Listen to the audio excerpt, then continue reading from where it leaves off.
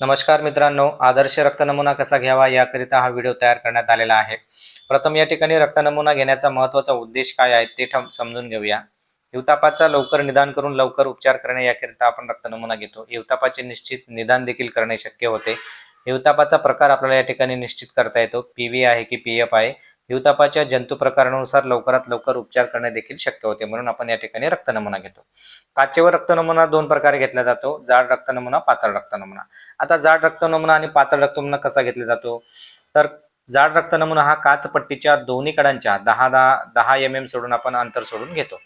पातळ रक्त नमुना हा जाड रक्त नमुन्याच्या 10 mm अंतर सोडून आपण घेतो। या इमेज मध्ये आपण बघू देखील शकता। आता जाड रक्त नमुना हा 3 थेंब घेऊन आपण एकत्रित करून त्याचा गोल आकार 10 mm चा तयार करतो, तर पातळ रक्त नमुना हा एकच थेंब आपण घेतो आणि तो काचपट्टीवर जिभेच्या आकाराचा त्याचा आपण आकार तयार करतो। तांबड्या रक्तपेशीचे 3 थर हे आपल्याला जाड रक्त नमुन्यामध्ये दिसतात आणि पातळ रक्त नमुन्यामध्ये आपल्याला इंद्रधनुष्याच्या कलर प्रमाणे आपल्याला त्या ठिकाणी दिसतो। आता या ठिकाणी आपण बघू शकतो की या इमेज मध्ये थिक स्मेअर आणि थिन स्मेअर दोन प्रकार आहेत। आता थिन म्हणजे पातळ आणि थिक म्हणजे जाड किंवा घट्ट। तर या ठिकाणी थिन स्मेअर आहे हा पातळ असतो जिभेच्या आकारासारखा, आणि जाड आहे तो आपण 10 mm चा गोल करतो आणि तो आपण या ठिकाणी या इमेज मध्ये बघू देखील शकतो। आता थिन आणि थिक स्मेअर आपण कशाकरिता घेतो किंवा याचे महत्त्व काय आहे ते बघूया।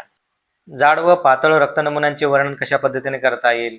जाड रक्त नमुना हा परजीवींची उपस्थित संख्या शोधण्यासाठी सर्वात महत्त्वाचा आहे, तर पातळ रक्त नमुना हा कोणत्या प्रकारच्या परजीवीमुळे संसर्ग होतो म्हणजेच मलेरियाचा कोणता प्रकार आहे निश्चित करण्यासाठी पातळ रक्त नमुना घेणं अत्यंत आवश्यक आहे।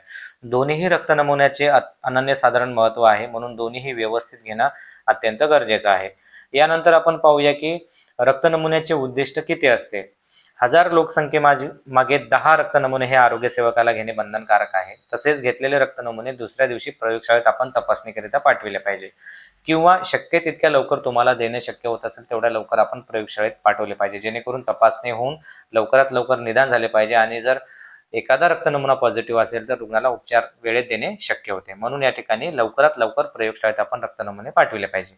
रक्त नमुना प्रयोगशाळेत तपासणीकरिता पाठवण्याची प्रक्रिया काय आहे। आपल्या सर्वांना माहिती आहे की रक्त नमुना घेतल्यानंतर तो सुकू दिला पाहिजे। सुकल्यानंतर आपल्याला तो व्यवस्थित पॅक करायचा असतो। पॅक करायच्या अगोदर आपण रक्त नमुन्यावर कोड टाकतो।